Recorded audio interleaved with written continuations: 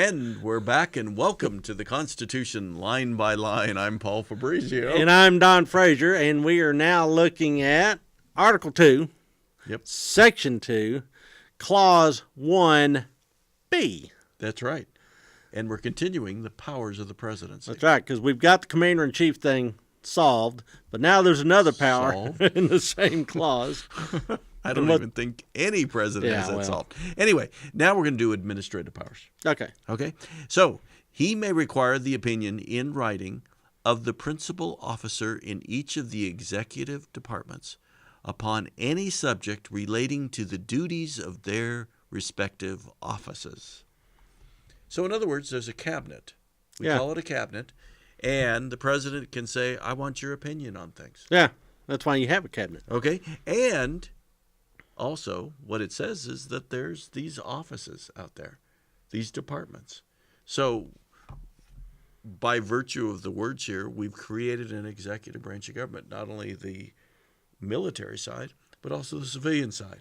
Yeah. For whatever Congress and the president think they need executive offices for. It's interesting because there's not, and the president shall create a cabinet. Right. It's the president will have executive offices, and they're going to report to the president. Yeah, exactly.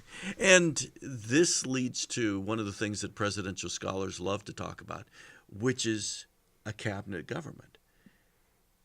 How do you run the 2 million people who work for the executive branch? And, that number has grown larger over time with the big growth, during the Great Depression, the New Deal, World War II, that sort of stuff. How do you run that? And so there's the idea based on the Constitution that the president has his cabinet around him, president gives orders, and the cabinet goes and does things. Yeah, not really anymore. Not how it works? Nowadays, the president, when he holds a cabinet meeting, and it's not just the current president, Donald Trump, but it's previous presidents, it's really a ceremonial thing.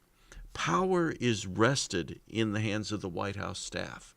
With the White House chief of staff, the most important person outside of the president, orders are given to the White House staff. They then control the activities of the cabinet. Really? So instead of the Secretary of State going off and doing what the Secretary of State wants to do, in the end, it's really the White House that's telling the Secretary of State, this is what you do. But doing it through their adjutants. Exactly. And it gets to the point so much, and you can think of a number of presidents where this has happened, where for a cabinet officer, for example, the Secretary of Defense, Secretary of Interior, they go give a speech. The speech has been approved beforehand by the staff at the White House. Oh, wow. Policies, they come from the White House, or they're approved by the White House. So an idea might float up through the bureaucracy. It gets sent to the White House for approval before it actually can be announced and implemented. Wow, so you're literally a tool of the president. You are literally a tool of the president. I have in my lecture notes a memo from White House Chief of Staff Leon Panetta in the Clinton administration where he explicitly told the cabinet officials, you will not give speeches, you will not issue what was the other thing? Policy pronouncements without the explicit approval of my office. Okay? Not the way the framers intended it, but that's the way it's evolved. Well, what was it? I mean, can you think of an example in history where it was not that way, where you had cabinet officials kind of doing their thing? I keep on thinking of Abraham Lincoln. Yeah, he had. Well, and, the discussion of that is encapsulated in a book called Team of Rivals. Right. Yeah, Doris Goodwin. Yeah, where they're all trying to assert their authority. And he was having a hard time keeping the reins in his hand from that many horses. Right. And he did not have the staff at the White House to really control those cabinet officials. Correct. And they were a pretty high-powered group. One of the things that presidents do is they don't necessarily have a high-powered person in charge of cabinet offices. You take that high-powered person, move them inside the White House. Yeah, make him your chief of staff. Yeah, exactly. We've been through quite a few with this president, chiefs of staff. I went to, got my, we have, what are we on? the third now. I think so. And he's in acting. He's not even full-time in the job. I went through my graduate program at Emory University, and Jimmy Carter was one of the professors there. Yeah. So I took a bureaucracy class. A bureaucracy class? Yeah. That sounds dreadful. Well, nothing against my professor at all. Yeah. But Jimmy Carter, the highlight of the class was Jimmy Carter coming and speaking to us. We could ask him questions. And I said to him, how did you control the federal bureaucracy? Yeah. And he said, let me tell you, he said, I look for three things in my political appointees. Okay, because the political appointees are the cabinet officials. Yeah. He said, I look for loyalty to me, Yes. number one. Number two, loyalty to me. Number three, loyalty to me. Pretty simple deal. Yeah, exactly. Simple formula. And he said that was more important than anything else, even competence.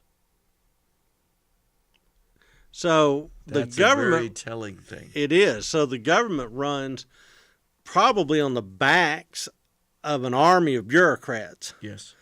And How do you control? the swords around the throne, so to speak, are really about being the president's hinge persons. Exactly. Exactly. So that's the deep state. The so-called deep state. That's the so-called deep state. It's simply the bureaucracy, and it is what it is. Harry Truman, the story is told of when he heard that Dwight D. Eisenhower had won the presidency, and Truman wandered around saying, poor Ike, poor Ike. He's going to snap his fingers and point his hand at somebody and say, do this, do that, and nothing is going to get done. That's the federal bureaucracy. That's really the deep state. How do you get them to do things that they are not inclined to do. that they're not inclined Because they're to going to do what they want to do. do? Exactly. There's an old Spanish phrase from the Spanish colonial era. Yes. Because there's a lot of these same issues, of course, with any government. Yeah, I mean, with it's- any government. It's a human thing. A communist government, Yeah. a socialist government, doesn't matter. Yeah. They have the same issues. It was obedezco pero no cumplo. Okay. I obey, but I do not comply. Yes. I love that. I love that. Obedezco pero no cumplo. Yes. There is something in the bureaucracy that we call going native, where you put a cabinet officer, for example, in charge of, like, Department of Energy, for example. Yeah. And this is not a comment on our current... Rick Perryland. Okay, it's not a comment on Rick Yeah, I Perry see in where any this is way, who going. is our current energy secretary. But I just use that as an example. You put a cabinet officer there. And where do they learn about the job? Where do they learn about what they do and how to do it? Yeah, because they're new to the job. They're new to the job. Nobody in the White House understands Yeah. how to do it. So they learn it from the bureaucrats, the civil servants who are there. And The top sergeants, if you will. exactly. And so they're the ones who teach them how to do things. These are the big issues that we have to deal with. And so what happens is over time, and doesn't matter Republican, Democratic administration, this always happens, cabinet officers go native. And they start supporting the agenda of the bureaucracy as opposed to the president, which is why the president wants to have firm control of the government in the White House, Yeah. because the White House is all new. Okay, they come in with the president, they leave with the president. So that's where the key is. That's where the key is. All of this from a little thing about the president getting the opinion from cabinet officers in the Constitution. Isn't that remarkable? It's just human nature, how things work. Yeah, and how things have mushroomed Yes, they have. since the 1780s. Yes. Okay, That's our line. that's our line.